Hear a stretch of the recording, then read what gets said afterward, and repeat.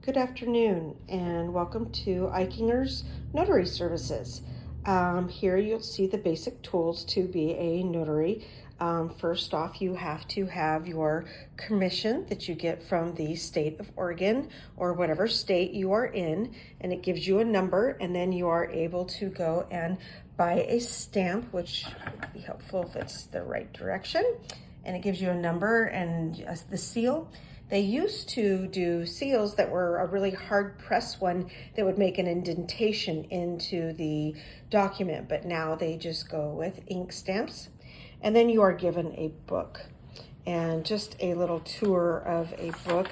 It asks for some basic information, which I'm not going to show that to you, but and then it gives you directions on how to fill out your book with the people that you're having sign, where they're supposed to sign, what you charge, if you charge anything, and what each of these sections mean. One of the things that you need to do before you can get your commission is to take a class. And so I've done that. I've been a notary for quite some time. I have lots of signatures in here, which I can't obviously show you. But, oh, and they do have the capability of doing a fingerprint, which I personally do not do that. Just real quick here, I'm going to open up this thing here that gives me, it's kind of hard to do one-handed, and it covers up your previous, a notary guard. And so when I have previous signatures, I can cover them up to keep people's their information confidential. And these books, you are supposed to really keep your books in a safe place so that nobody else can get information from them. You're supposed to keep them for a certain amount of years. I believe it's 10 years once they're filled out, in case you're ever called into court. And what you do is there's documents out there that need a signature. Like the other day I did one for someone who was having surgery and they needed an advance directive notarized. So I did that. I have another person that she was trying to get certified, do a background check, and needed a document notarized for that to do some financial services. So there's lots of different things, whether it be wills, I've notarized trusts, and I've notarized all kinds of different documentation. And what I do is basically you have to have the date, and I'm going to show you actually a blank page.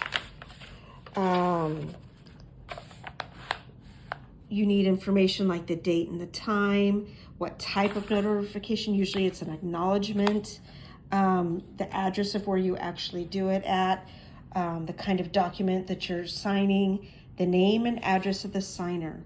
And then also too, this is very important, that you have an identification of the signer, whether it's someone personally known to you or if you have their driver's license or some kind of ID that shows that you know who they are. And then if you have any additional information, what I charge, and their signature. And like I said, there's a place for a thumbprint, but I do not do that. And then I also turn around and then I sign their document and I put my stamp into it. And I usually have to put what city, state, and what I'm doing, and then the date and my signature. So, and I have, everyone of course has their very unique signature, and that's pretty much it. A lot of people don't even know that they even need a notary.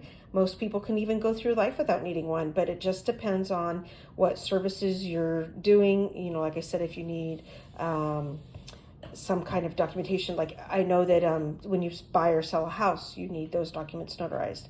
And so there's lots of business out there. A lot of times your credit union or bank will have a notary and they do not charge. So anyway, thanks for watching.